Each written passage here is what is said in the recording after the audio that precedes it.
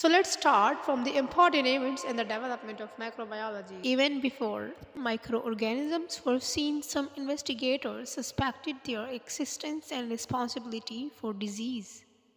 In 1546, Girolamo Fracastor suggested that invisible organisms cause disease.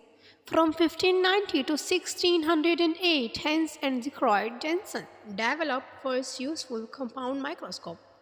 In the year of 1665, Robert Hooke published a book named Micrographia. This is a book was first important work on microscopy, the study of minute objects through microscope.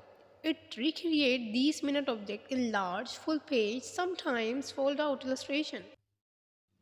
Anthony van Leeuwenhoek in 1676 discovered animalcules, the microscopic animals. Francesco Redi in 1688 refuted spontaneous generation of maggots. Its end scientific theory, which stated that living organisms could arise from non-living matter and that such a process was regular in nature.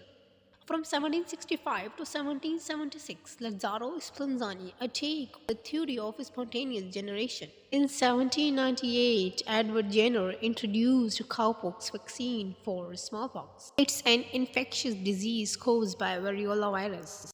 1838 to 1839, Schleiden and Shivan proposed the cell theory. 1847 to 1850, Ignaz Semmelweis introduced antiseptic to prevent disease. An antiseptic is a substance that stops or slows down the growth of microorganisms. Agostino Bassi, from 1835 to 1844, discovered silkworm disease caused by fungus. Louis Pasteur in 1857 described fermentation. In 1861, disproved spontaneous generation. In 1881, developed anthrax vaccine.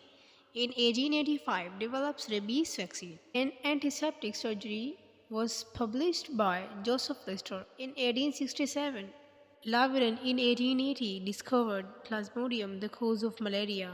Robert Koch from 1876 to 1877 demonstrated that anthrax disease is caused by bacteria Bacillus anthracis. He also cultured bacteria or gelatin in 1881. Gelatin was the first gelling agent used to solidify liquid culture media. In 1882, he discovered Mycobacterium tuberculosis. In 1884, Koch postulates published by him. In 1887, he developed petri dish. 1887 to 1890, Sergei Vinogradsky studied sulfur in nitrifying bacteria. The same year in 1890, Emil von Behring was the first scientist who discovered antitoxin to diphtheria and tetanus disease.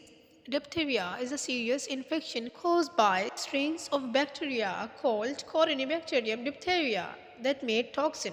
The other name of tetanus disease is lockjaw. It's also the infectious disease that can caused by bacteria Clostridium tetani. In 1894, Yersin and Kitasato discovered Yersinia pestis, which caused disease plague. It is a disease that affects human and other mammals. At last, Martinus Bering in 1889 isolated root nodule bacteria.